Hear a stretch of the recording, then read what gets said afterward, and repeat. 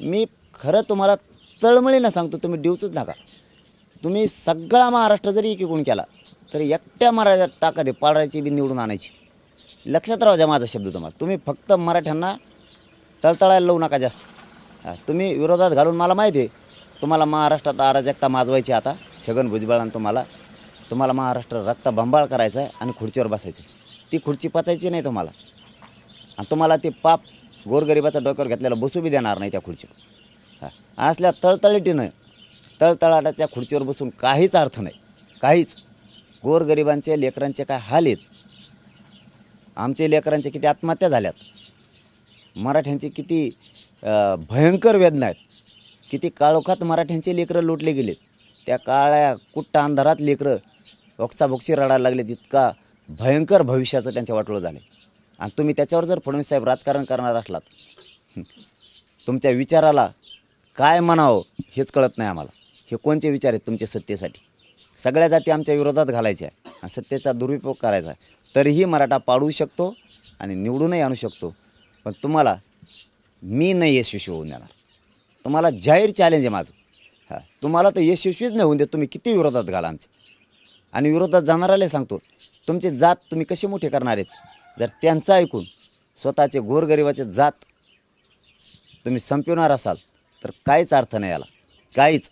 आता जे मराठ्यांच्या विरोधात गेलेत आणि जे बचाव म्हणतात आरक्षण, ते आता धनगरांना इष्टीतून आरक्षण मागणार आहेत का? कायकाडी समाजाला मागणार आहेत का? रजपूत समाजालाही द्या म्हणणार आहेत का? ते म्हणणार आहेत का आता द्या? बाकीच्या भरपूर जाती आहेत. लिंगायत समाजाच्या आरक्षणाचा विषय मांडणार आहेत का? मराठ्यांचं तर बचावच म्हणतात. बाकीच्यांच्याबद्दल काय भूमिका?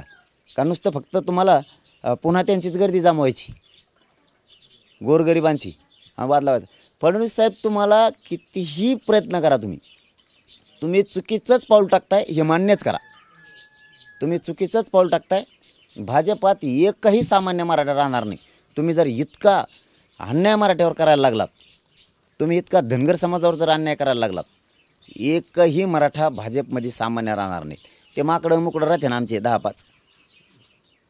पण सामान्य मराठ्यांची तळतळ तुम्हाला झोप नाही येऊ देणार, तुम्हाला अन्नसुद्धा नाही पचू देणार.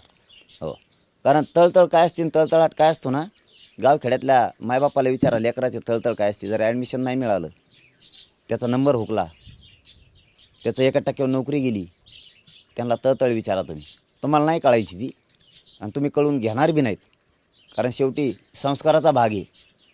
तुम्हाला आडा कुठं टाकावं हे सुद्धा कळत नाही. फडणवीस साहेब, आडा टाकायच्या ठिकाणी टाकावं लागतो. तुम्हाला कुठं टाकावं कळत नाही, तुम्हीच पुरते फसता. तुम्हाला नाही सुधरून देणार मराठा. तुम्ही कितीही ताकद लावा, तुम्हाला जाती एकत्र करून मराठ्याच्या अंगावर घालून तुम्हाला काय मुर्दे पाडायचे आहेत मराठ्यांचे, तितके पाडा. मराठा नाही आटू शकत तुम्हाला रिटूच शकत नाही मराठा. सगळ्याची पाठ पुरविणार आहे मराठा, सगळ्यांची. तुम्हाला हे पुस्तक कुठाने सांगतच कोण मला हे कळत नाही. नसणारे जो समाज तुम्हाला प्रचंड मानत होता, तो सगळा समाज विरोधात चालला आहे. तुम्हाला फक्त दिसतंय मराठा समाज माझ्या मागं आहे, तुमच्या मागं नाही आहे समाज. तुमचा तो गैरसमज आहे. आणि आणखीन तुम्ही आरक्षण देऊ नका. आणि तुम्ही असेच एक नेता इतर समाजाचा आमच्या विरोधात घाला, तितका भाजपातला मराठा बाहेर निघणार आहे. तितका. कारण कोणालाच वाटत नसते स्वतः जात संपावं. कोणालाच वाटत नाही, कोणत्या जातीचा सुदेव, त्याला वाटत नाही आपली जात संपावं. भाजपमधल्या मराठ्याला, काँग्रेस राष्ट्रवादीमधल्या मराठ्यांना, शिवसेनेतल्या मराठ्यांना कधीच वाटणार नाही की या राजकारणापायी आपली जात संपावं. एक सामान्य मराठा बाहेर निघाल्याला तुम्हाला दिसन. थोडे दिवस थांबा तुम्ही. कारण त्यालाही कळतं आहे ह्याचे लेकरं मोठे झाले, त्याला खुर्ची मिळाली, ह्यो मंत्री झाला आहे, आणि ह्यो कुशाला आपल्या विरोधात एक नेता घालायला लागला आहे इतर समाजाचा. आपण कशाला त्या पक्षात राहायचं? तुम्हाला अनुभव येईल आणि मग तुम्हाला कळेल. छगन भुजबळच्या विचाराच्या आहारी जाऊन पुरं भाजप आपण संपवून बसलो. नाही पश्चाताप आला माझ्या शब्दाचा तर लक्षात राहू द्या तुम्ही.